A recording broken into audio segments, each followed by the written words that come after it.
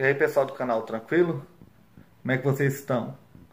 Estamos observando aí os andamentos aí da nova ordem mundial sob o comando da ONU, da OMS, para a completa escravização da população mundial.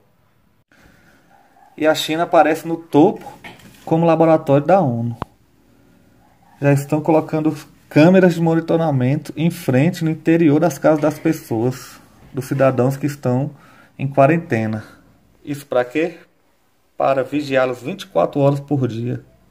E não vão parar por aí. A OMS já quer incentivar crianças menores de 4 anos sobre a identidade de gênero. Um absurdo. Mas, aqui no Brasil, ainda por cima tem um STF que segue obedecendo o Foro de São Paulo.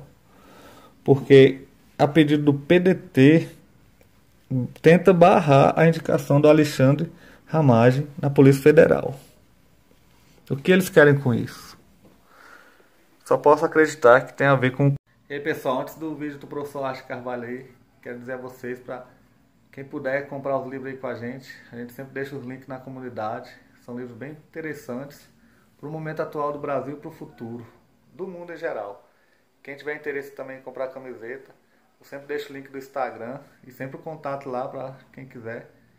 São camisetas do professor Lacho Carvalho, que a gente faz sempre em homenagem a ele e ao nosso presidente Bolsonaro, e outros do canal, e também de alguns livros, como 1984 e outros. Valeu, galera. Forte abraço. Os blocos são ambíguos. Às vezes eles colaboram, às vezes brigam. Veja, isso é impossível da gente saber. A gente fica sabendo dessas coisas 20 anos depois de acontecer. Não tem informação para isso. Quer dizer, você fica sabendo o que os caras discutiram lá no grupo Bilderberg? Não fica sabendo. Você sabe que houve uma reunião, então você conjetura mais ou menos. Não é isso? Então a coisa não é secreta, mas é discreta. O que significa pior ainda que ser secreto, porque daí você recebe fragmentos de informação contraditórios, aí que você não entende nada mesmo. Então daí dá psicose informática, você não entende porra nenhuma. Quer dizer, isso já é um crime. Quer dizer, o modo de organização dessa elite já é criminoso, porque eles vivem de enganar todo mundo. Mas é o tal negócio que eu dizer, o René Guénon, o segredo é da essência do poder. Então, quer dizer, todo o poder, no fim das contas, é baseado no quê? Na mentira. Todo ele. Desde que o mundo é mundo. Só que hoje a quantidade de mentira é um negócio assim, avassalador. Né? Nem o capeta conseguiu inventar tanta. O capeta já mandou pedir o modelo para ele implantar lá no inferno. Tá entendendo? Já vou lá no Bilderberg e aprendo como é que eles fazem lá, eu vou fazer aqui também. Olha, eu vi essa eliminação da coragem na vida humana. Foi uma coisa que eu vi e me assombrou, porque quando eu tinha, vamos dizer, 17, 18 anos, o pessoal jovem era muito corajoso. Eu vi muitos atos de coragem naquele tempo que hoje seriam impensáveis. Eu me lembro, tinha um amigo que era ali da União Brasileira de Estudantes Secundários, quando teve o golpe de 64, a polícia cercou ali a sede, né, da UBS, e ele pensou, pô, mas lá tem um arquivo, ele pode perder todo mundo. Ele de noite pulou o muro, enganou a polícia, pulou o muro, pegou o arquivo, levou para casa e queimou. Ninguém ficou sabendo disso, só eu. Esse foi o único ato de heroísmo, assim, anônimo, ninguém soube o que foi, eu vi. Né? Mas esses atos eram comuns na época. Né? Você vê, o Rui Falcão, ninguém vai dizer que eu gosto muito do Rui Falcão, o Rui Falcão enfrentou um tiroteio contra 10 caras sozinho na Faculdade de Direito. Isso era normal, era o que se esperava que um jovem fizesse. Fosse da esquerda ou fosse da direita. Aliás, tinha o pessoal do CCC, né? 10 loucos também, entravam numa assembleia de 3 mil, batia nos 3 mil. Então você tinha gente corajosa nos dois lados, mas era o normal. Mas eu também lembro, o meu pai contava as coisas encrencas que ali, política no tempo da Faculdade de Direito, ele contou que teve uma briga na rua que o sujeito... Meu pai era muito amigo do Abel Sodré, né? E disse que na briga o sujeito chegou e postou o revólver no peito do Abel Sodré e disparou. E o negócio negou fogo. Né? E o Abel Sodré acabou virando governador. Essas coisas eram comuns, porra. Né? Agora só tem cagando. O que aconteceu? Né? É a minha pergunta, né? O que aconteceu para que até as lideranças religiosas perdessem a fé e ficassem tão frouxas, né? Olha, outro dia eu vi uma profecia aí que eu vi naquele canal TV Nossa Senhora de Fátima, tal do professor Emílio, que eu gosto muito dele. Ele deu aí uma profecia, não sei para quem, diz, olha, quando Jesus voltar, ele não estará nas igrejas, não terá Jesus nenhum nas igrejas mais. Todas terão virado as costas. Todo mundo traiu, todo mundo se perdeu. Eu não sei se é tanto assim, mas parece que sim, né? É de se pensar realmente, né? Bem, professor, nós vamos aqui a um rápido intervalo comercial e a gente volta para concluir aqui. E a gente volta daqui a pouquinho, pessoal. Antes do que eu chamo de primeiro ciclo, eu vou falar um pouco do que eu acho que são os antecedentes que possibilitaram o surgimento dessas ideias, né? A Europa passava por modificações profundas que vinham desde o fim da Idade Média, descoberta dos novos mundos, surgimento da imprensa, e um fator que eu julgo decisivo, que é a descentralização do debate público, que ocorre após a Reforma Protestante, que começam a surgir vários grupos que discutiam política, e como normalmente a sua intenção era crítica ao poder das monarquias e ao poder da Igreja, isso começa sendo sempre rodeado de um certo segredo, de uma certa discrição, né? Então, eu vou já pular para aquele que eu considero... eu só esqueci aqui de um dos antecedentes, é o surgimento das primeiras redes bancárias, né? Inicialmente informais e familiares, mas para qualquer ideia de plano de uma governança ou de um governo global, é preciso ter um complexo sistema de proteção e controle e logística dos recursos financeiros, das transações comerciais, tá? Aqui. Esse primeiro ciclo eu localizo no começo do século XVIII, e eu dei a ele o nome de o ciclo das ideias, pois eu considero que é nesse momento que as ideias começam a tomar corpo e serem melhor estruturadas. Antes, a ideia, como disse o Felipe, a ideia de governo mundial existe desde que existe um tirano, um imperador. Na cabeça dele, ele queria governar o mundo conhecido, né? Mas devido a questões tecnológicas, questões de logística e de possibilidades materiais, essas ideias permaneciam na cabeça dos seus criadores e não se estruturavam, não se tornavam planos. E, nesse momento, nessas reuniões que começam a acontecer nesse período, esses planos começam a ser melhor estruturados, com metas, eles passam a ter uma existência mais material, mesmo que não como nós vemos no globalismo hoje, mas já começou aí. E é nesse momento que eu coloquei apenas as duas dessas sociedades iniciáticas, que é uma consequência dessas reuniões discretas, que começam a se envolver em ritos e símbolos de sociedades herméticas antigas, talvez como forma de camuflar suas ideias, tudo. Então, eu pus a maçonaria por ser a maior, a mais famosa, porque também ela assimilou muitas outras que hoje a gente nem lembra mais como chama. E coloquei os Iluminados da Baviera, que ficaram conhecidos aí por causa do filme do Dan Brown, porque eles, apesar de toda a lenda, de muita bobagem que se fala sobre os Illuminati, eles existiram e tiveram um papel decisivo na formação desses planos, né?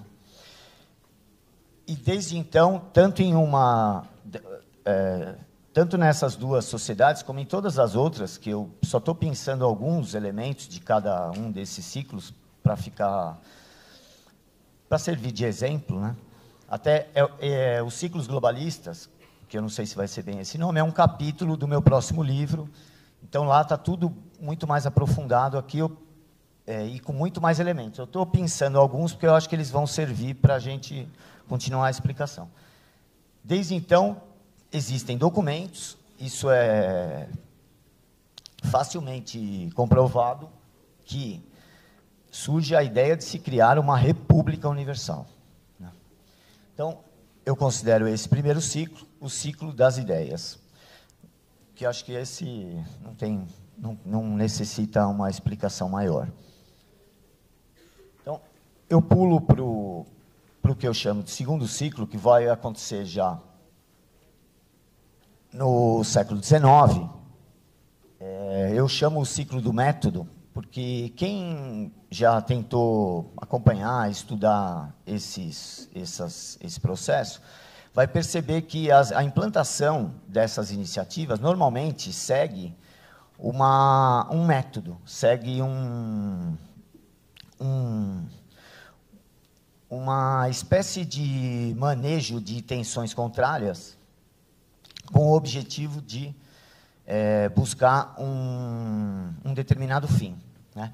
E eu selecionei dois acontecimentos históricos que, mesmo que eles não tenham percebido isso naquele momento, eu acredito que depois eles perceberam que essa estratégia de usar duas iniciativas aparentemente contraditórias, mas que no final acabam levando a um mesmo objetivo, eu separei o lançamento do Manifesto Comunista, que na verdade não é uma obra espontânea dos seus autores, do Marx e Engels, ele foi uma encomenda de uma sociedade paramaçônica chamada Liga dos Justos, ou Sociedade dos Justos. E pouco tempo depois, surge essa sociedade fabiana com uma espécie de interesse de controlar ou de reduzir, controlar mesmo algo que poderia sair do controle, que era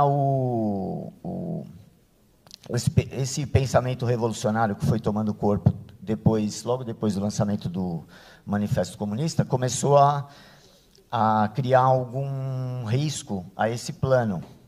Então surge a Sociedade Fabiana, que recebe esse nome devido a um cônsul, a um general romano, que se chamava Fábio Máximo. E ele venceu a batalha contra Aníbal, dos cartaginenses, usando a paciência como arma.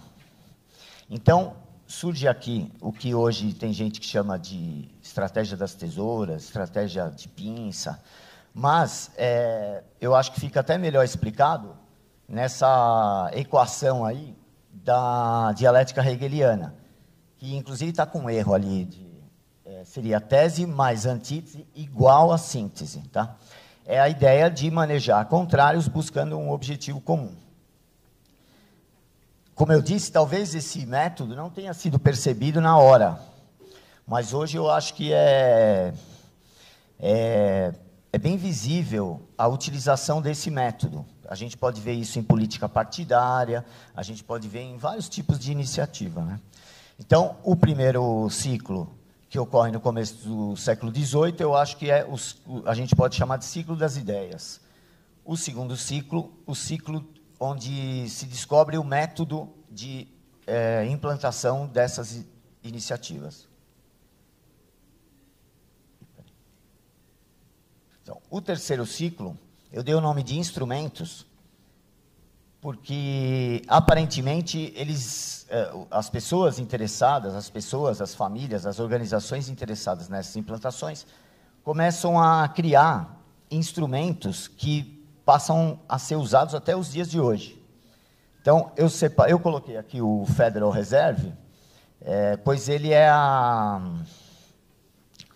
consequência daquelas redes bancárias que começam a se interligar como forma de proteger recursos, pois não há como fazer um ambiente de governança global sem controle de recursos, né?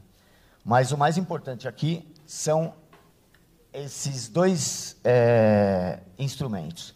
As fundações, como é que eu posso...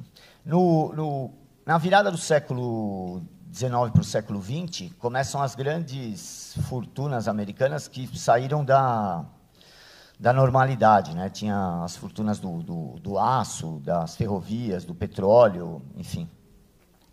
E essas pessoas, eu espero que o nosso colega americano concorde comigo, o povo americano começa a ver esses banqueiros, esses grandes capitalistas, vamos chamar assim, os metacapitalistas, hoje em dia, né? Mas começam a ver essas grandes fortunas como pessoas extremamente ambiciosas, egoístas e tal. E a imagem deles começa a ser corroída por essa fama, que eles eram, alguns chamavam de balão ladrão, esse tipo de coisa. E em 1904 ou 5, agora não sei onde eu anotei isso, uma jornalista americana, acho que chama Ida Tardell, lança um livro que com o nome A História da Standard Oil. E isso causou uma mancha na imagem da empresa e da família. E isso é uma dedução minha, que eles inicialmente começam a patrocinar algumas causas populares, depois se tornam uma fundação, criam a Fundação Rockefeller em 1915, copiando mais ou menos a ideia de uma das primeiras fundações, que era do Andrew Carnegie, para tentar melhorar a imagem tanto da família quanto da empresa. Só que eles perceberam, é aqui que está minha dedução, que essas fundações poderiam servir também para auxiliar a implantação de pautas que lhes interessassem e também para defender seus interesses junto a governos e para influenciar a opinião pública, né? Então, de 1900 a 1940, a gente pode encontrar pelo menos umas 100 dessas fundações, que depois vão gerar outros organismos que a gente vai ver no próximo ciclo. Eu coloquei aqui a criação da Liga das Nações, né, a precursora da ONU, que surge também como uma iniciativa do Woodrow Wilson, como ele estava falando. E, pela primeira vez, tem um órgão com o objetivo mesmo de ser um órgão mundial. Até então, isso não era muito observável, né? E o outro instrumento extremamente importante, que até hoje continua influenciando a geopolítica, é o aparecimento dos think tanks. Eu selecionei 2 aqui, talvez os mais importantes dessa época, os 2 que continuam influentes até hoje, que é a Chatham House, que surge na Inglaterra, e o Conselho das Relações Exteriores, o CFR, uma iniciativa da família Rockefeller, que surge em 1921.